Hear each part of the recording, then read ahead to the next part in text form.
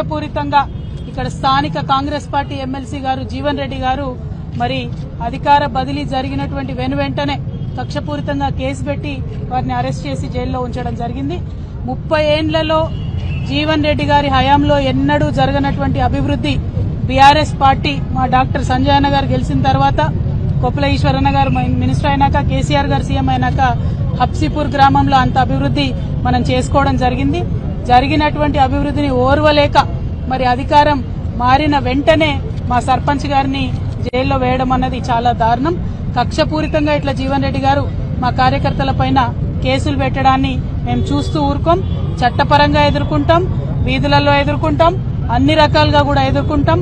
ప్రజలకు రాజకీయంగా మీరు చేస్తున్నటువంటి అంశాలన్నింటినీ కూడా ఎప్పటికప్పుడు వివరించి చెప్తామని కూడా ఈ సందర్భంగా తెలియజేస్తా ఉన్నాను.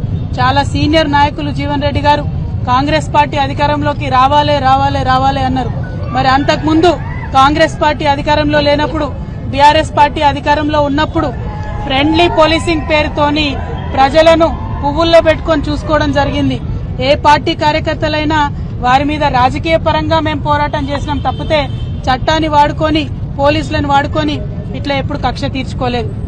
ఇది కాంగ్రెస్ రాజ్యమా, కాకీల రాజ్యమా అనే విధంగా ఇవాళ రాష్ట్రమంతా కూడా వ్యవహారం నడుస్తా ఉన్నది.